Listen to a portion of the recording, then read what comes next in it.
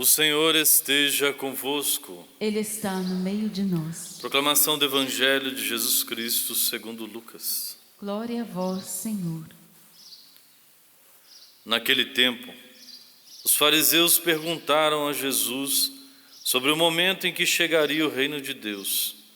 Jesus respondeu: o reino de Deus não vem ostensivamente, nem se poderá dizer, está aqui ou está ali, porque o reino de Deus está entre vós. E Jesus disse aos discípulos: dias virão em que desejareis ver um só dia do Filho do Homem e não podereis ver. As pessoas vos dirão: ele está ali, ou ele está aqui. Não deveis ir nem correr atrás, pois como o relâmpago brilha de um lado até o outro do céu, assim também será o Filho do Homem no seu dia. Antes, porém, ele deverá sofrer muito e ser rejeitado por esta geração. Palavra da salvação. Glória a vós, Senhor.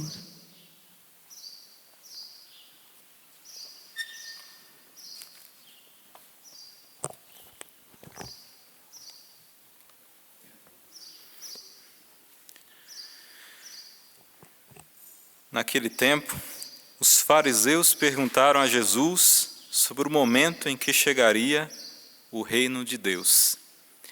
Que reino era esse que os fariseus esperavam? Assim como todo Israel, não só os fariseus, mas os doutores da lei, os saduceus. Que reino era esse? Todos esperavam um reino de Deus como um reinado a exemplo do mundo, como Roma. Mas eles esperavam um reinado de Deus muito mais forte do que Roma, mas um reinado que viria o Filho de Deus com todo o poder, com sinais, com o exército vindo do céu e que iria destruir todo o Império Romano. Então eles esperavam um reino imanente ali, um reino como os outros, né? Como era naquela época o Egito, que dominou um tempo, depois foram os persas, depois a Babilônia e assim sucessivamente.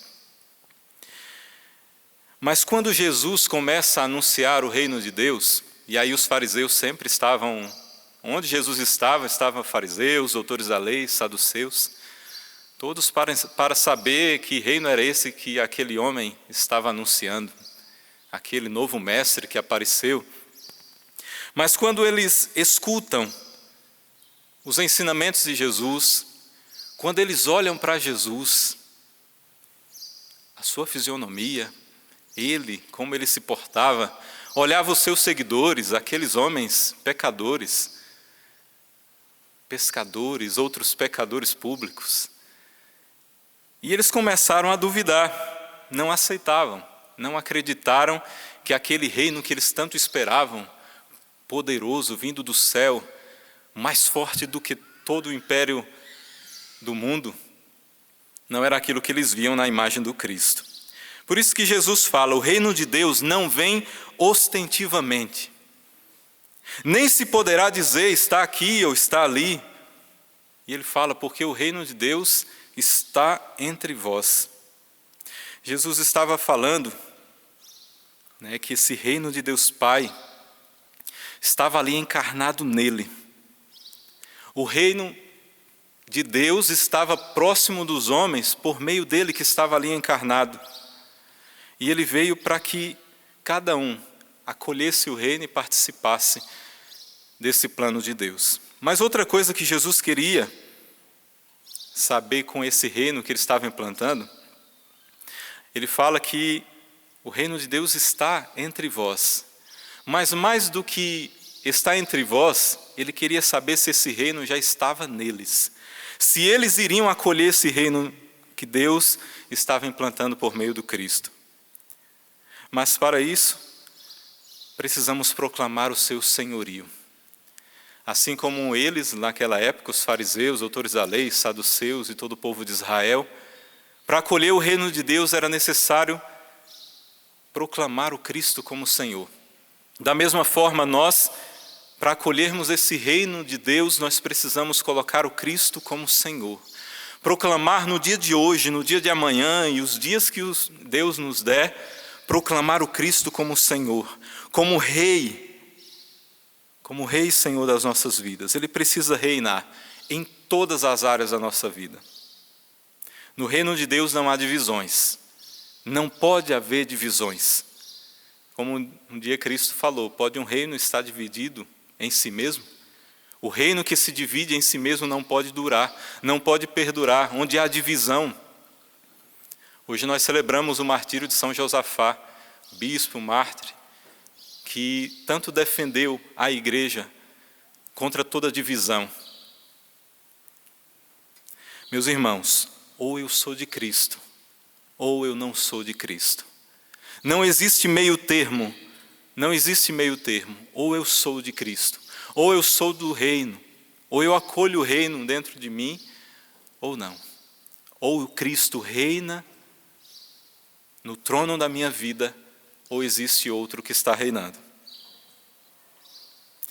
Para entrar e fazer parte desse reino, eu lembro de outro mártir, um grande profeta, dito por Jesus, o maior dos profetas, chamado João Batista.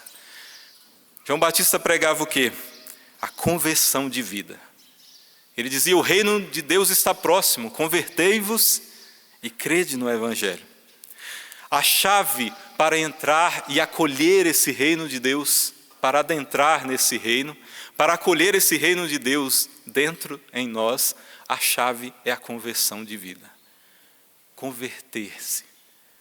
Converter-se das nossas más ações, más inclinações. Naquela época todos esperavam, como eu falei, esse reino de Deus como um grande reino. Mas o contrário foi o Cristo veio pregar um reino totalmente diferente do que eles esperavam. Mas hoje em dia, nem esperam esse reino. O mundo não espera esse reino. Antigamente ainda esperavam o reino de Deus, agora não, nem esperam esse reino. Mas já se contentaram com o reino deste mundo. O reino, esse reino da anarquia. Que não existe leis, que qualquer um pode fazer o que quiser. Que tudo é permitido e tudo convém fazer. Não existe leis soberanas, não existe um Deus supremo, não existe um rei. Enquanto lá esperavam o reino, hoje em dia ninguém espera esse reino. Mas já se contentaram com o reino desse mundo, com o reino de Satanás, esse reino da anarquia.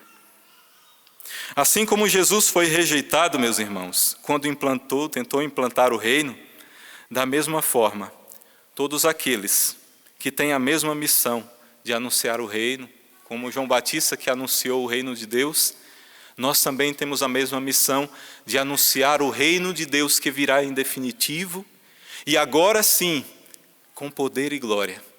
Quando Cristo vier sobre as nuvens do céu, e aí definitivamente Ele concretizará todo o plano que, lá quando Ele se encarnou, Ele começou a implantar, e que no finais dos tempos, Ele vai carimbar.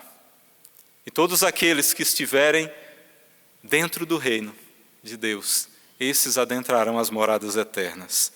Mas assim como o Cristo foi rejeitado, assim como o Cristo foi morto, assim como João Batista foi martirizado, e como tantos mártires ao anunciar o Evangelho, nós também seremos perseguidos. E eu digo aqui, meus irmãos, já estejamos preparados. O Senhor virá quando nós não sabemos o dia.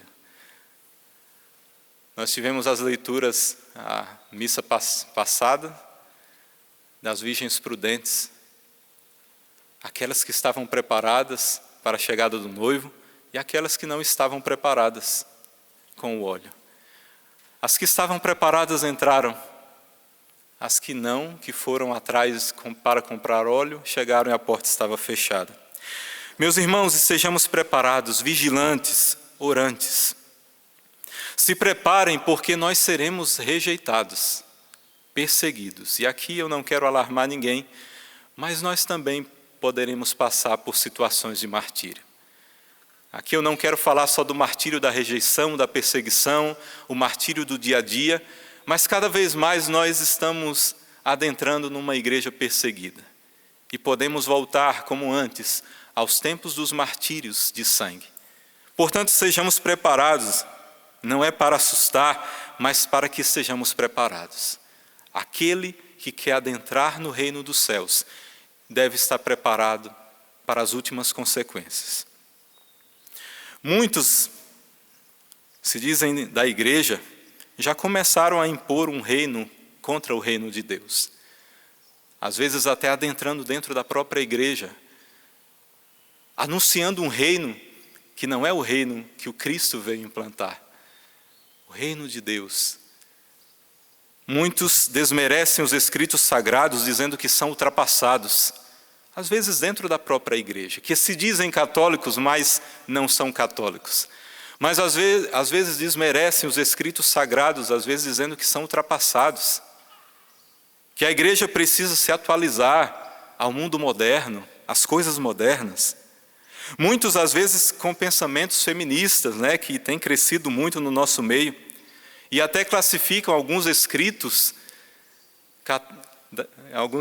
das Sagradas Escrituras como preconceituosos, até nas palavras de Paulo. Quando Paulo fala do matrimônio, do homem, da mulher, como deve ser, às vezes tratam como machismo. Devemos ter muito cuidado com isso que vai entrando sorrateiramente. Muitos que se dizem cristãos e manipulam a palavra de Deus a seu bem-prazer, porque não querem sair do pecado, não querem largar a vida velha e querem manipular a palavra de Deus e às vezes até traduzem de uma forma a palavra de Deus de uma forma errônea para que se enquadre no seu pecado, nas suas más inclinações. Cuidados com filmes, séries que se dizem cristãos, alguns até denigrem a imagem de Nossa Senhora, estão aí circulando, dizendo que Nossa Senhora teve outros filhos, que Jesus Cristo teve outros irmãos vindo de Nossa Senhora de José. Cuidado, se dizem cristãos, mas sorrateiramente vão denegrindo a imagem de Nossa Senhora, a nossa fé. Muitos pregam o reino de Deus da inclusão, que acolhe todos com os seus pecados. Claro, Deus acolhe sim, o Cristo acolhe, mas para salvar, mas para converter, para levá-los à conversão e à mudança de vida, mas não para adentrar como um reino de inclusão e que pode permanecer com os seus pecados, porque Deus é amor, Deus é misericórdia. Cuidado. Alguns que usam do Evangelho e desmerecem o sentido espiritual do Evangelho e acabam dizendo que aquele milagre de Jesus não foi um milagre. Aquele milagre da multiplicação dos pães foi uma partilha. Cada um tinha um pedaço de pão e foram partilhando, não foi milagre. Cuidado com essas falsas teologias, com essas ideologias que vão adentrando sorrateiramente. Alguns cristãos católicos, que se dizem católicos, que tentam igualar a igreja a todas as outras religiões que existem, as falsas religiões. Cuidado com isso. Cristo disse: cuidado com aqueles que dizem o reino de Deus está aqui, o reino de Deus está ali. O Senhor disse que muitos seriam enganados.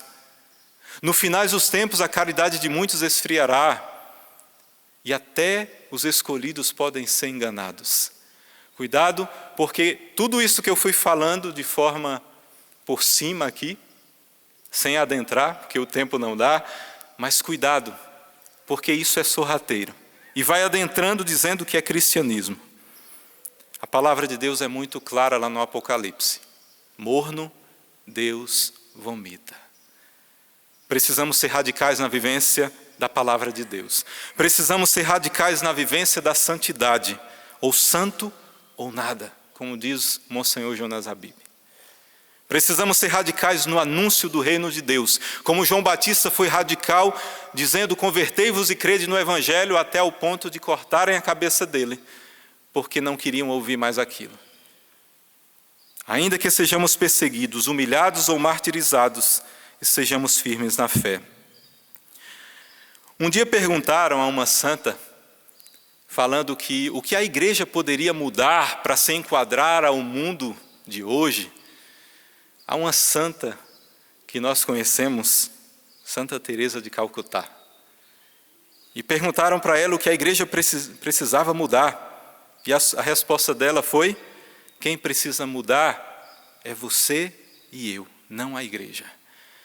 São as nossas más inclinações, os nossos pecados, não a igreja que precisa se enquadrar ao bel prazer do mundo, mas nós que precisamos mudar. Bento XVI um dia falou para alguns questionamentos de alguns repórteres sobre o que a igreja deveria fazer para enquadrar a igreja no mundo moderno, ao homem moderno. E ele disse: diria que uma igreja que procura sobretudo ser atraente já estaria num caminho errado.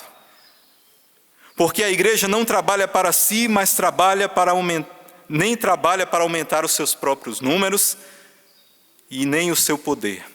A igreja está a serviço de um outro. Não serve a si mesma, mas para ser um corpo forte, mas serve para tornar acessível o anúncio de Jesus Cristo, as grandes verdades e as grandes forças do amor, da reconciliação, que apareceu nessa figura e que provém sempre da presença de Jesus Cristo. A igreja não pode se igualar ao mundo moderno nem ao homem moderno com as suas más inclinações. Mas a igreja anuncia o Cristo. E é só isso que ela vai anunciar. E se querem enquadrar a igreja, ela nunca se enquadrará. E aí um dia, ainda não como Papa, mas como Padre Ratzinger, ele falou da igreja futura dos finais dos tempos. E veja o que ele disse: a igreja futura dos finais dos tempos será uma igreja pequena, não de números. Não esperem que a igreja vai alcançar inúmeros, mas ela vai se tornar uma igreja pequena, forçada a abandonar importantes lugares de culto e com menos influência na política. O futuro Papa estava convencido de que a fé católica iria passar um período parecido ao iluminismo lá atrás, a perseguição à igreja, a Revolução Francesa, época marcada por martírios de cristãos, perseguições de padres e bispos, de quantos padres e bispos morreram. E ele disse: a igreja diminuirá de tamanho, mas dessa provação sairá uma igreja que terá extraído uma grande força do processo de simplificação que atravessou, da capacidade renovada de olhar para dentro de si, porque os habitantes de um mundo rigorosamente planificado se sentirão indizivelmente sós e descobrirão então a pequena comunidade de fiéis como algo completamente novo, com uma esperança que lhes cabe, como uma resposta que sempre procuraram secretamente. Ele fala que nos finais dos tempos, aquela igreja pequenina que voltou a ser uma igreja como as primeiras comunidades cristãs, aquela igreja perseguida dos apóstolos, dos mártires, dos apologetas, dos padres apostólicos, lá nos primeiros séculos, que era perseguida e martirizada, quando o mundo estiver no caos, vai começar a olhar para aquela pequena igreja, se mantendo fiel aos ensinamentos de Cristo, e encontrarão, a humanidade sozinha encontrará força naquela comunidade pequena, a igreja católica, a igreja dos finais dos tempos. E aí, nessa pequena igreja, vai encontrar a força para ressuscitar. O mundo, a igreja não precisa se enquadrar ao mundo, mas nós precisamos ser fiéis até o fim, porque quando o mundo estiver no caos, vai olhar para a igreja fiel, perseguida, mas encontrará nela a força dessa semente do reino de Deus. Meus irmãos, sejamos firmes na oração, na vigilância, e eu peço a graça do Espírito Santo. Mártir só é mártir porque teve essa força do alto. E todos aqueles que querem entrar no reino só serão fiéis se buscarem a força no alto, no Cristo, no seu Espírito. Louvado seja o nosso Senhor Jesus Cristo.